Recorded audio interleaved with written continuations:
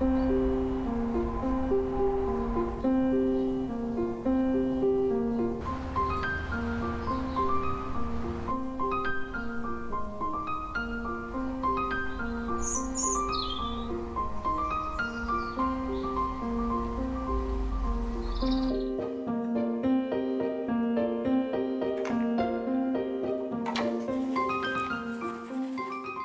really seek to create something beautiful and from my heart and really authentic and with value and substance.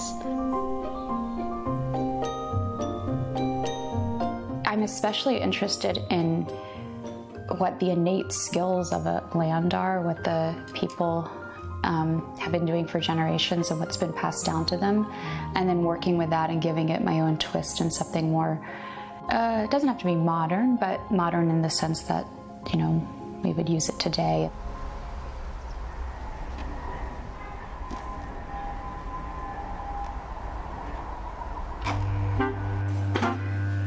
Okay, should we put it over there? Yeah. Okay. If we have this blue one, Oh, okay. It's often really difficult, and I feel bad for the artisans that I work with because I'm always asking them to make impossible things. actually, do we have another goal? Yeah, for this size. That'd be pretty. You thinking? Yeah.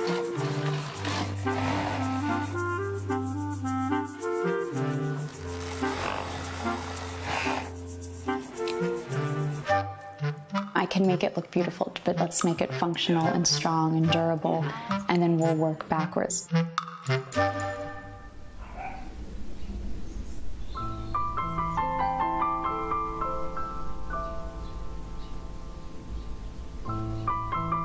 I really put my heart into the pieces. And that's where beauty comes from. That's where love comes from. That's where inspiration comes from. It's this inner unknown world.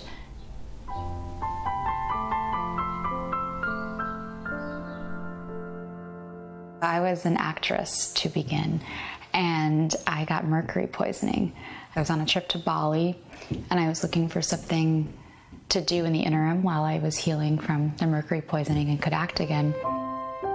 And I kind of fell into doing bags.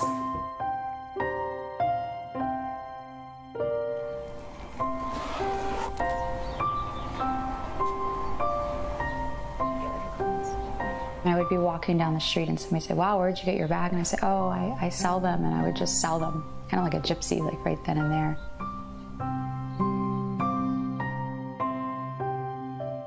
And I got a celeb following really fast. I got press really fast, but I was so set on being an actress that I didn't really embrace it in the beginning.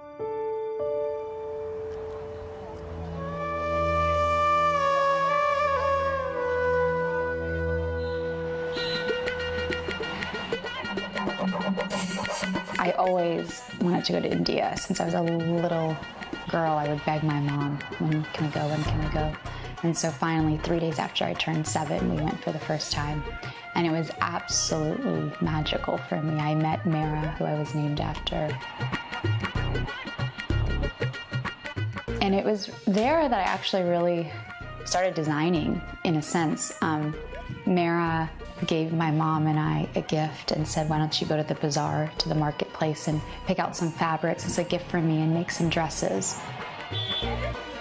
It was so fun. We went, we found these fabrics, and we went to the little tailor, and I said, "This is what I want." And as a 7-year-old, I said, "I want it like this and this and this," and I had my little design, and that was really my first, I guess, foray into designing.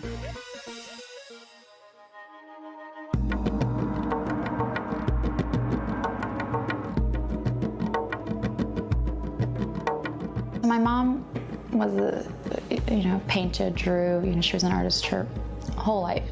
She went to Iran, and she's actually the only artist in history to have ever painted at Hafez's tomb.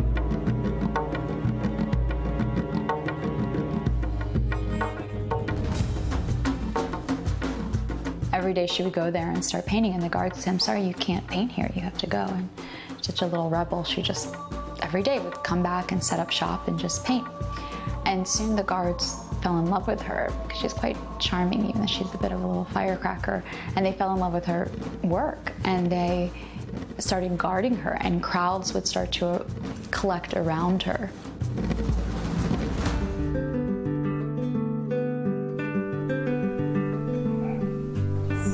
This is the actual, exactly. Okay. And then before we get to those, these are my mom's paintings. Oh, but this is the actual. But this is the actual. Okay. Exactly. So this is her Rose and the Nightingale painting. Yeah. Yeah, I love this one actually. And it's all silk threads, and This is beautiful. they do like the really. couture gowns.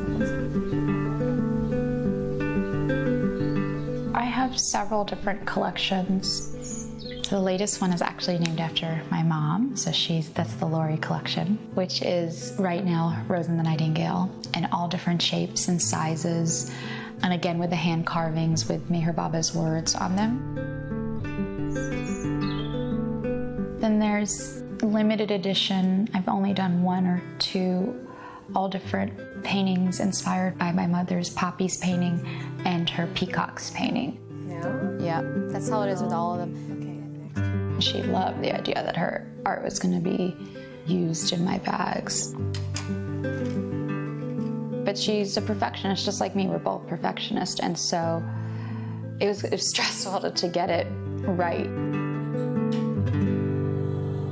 Don't hang around and let your problems surround you. There are movie shows downtown.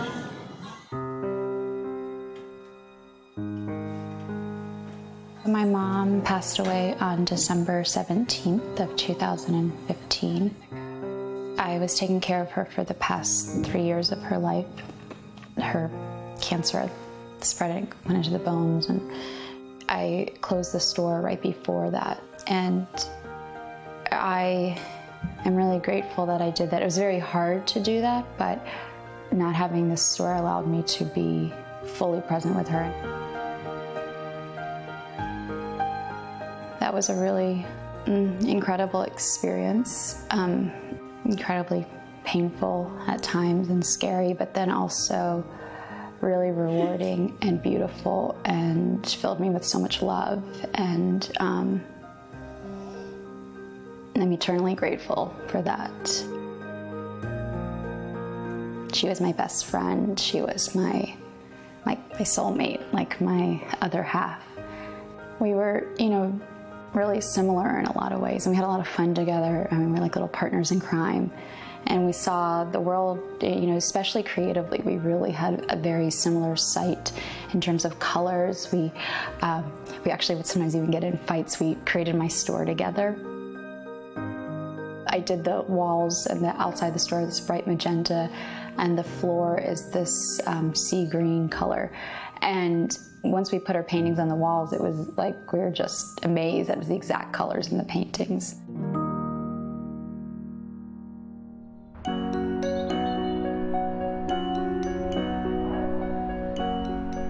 There's so many things that I feel that I can do creatively to take her art and do, clothing with it, or, all different manifestations in the bags in different ways.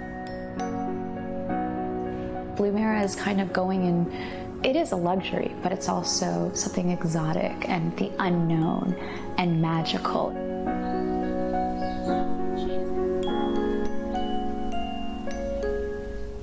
I hope to capture and to give to people, not only through my work and my bags. That's really important to me, that people feel good when they wear my bags, that they feel love, that it's more than just a handbag, it's more than just fashion, it's more than a trend, it's more than what a celebrity is wearing. It's because they feel good. And I put these words of love on the bags because I believe they carry a higher vibration. And so people may forget that they have those words there, but they unconsciously have it. And not only does it uplift them, but it uplifts everybody that they come into contact with. And that's really what I enjoy about living, is trying to be uplifting.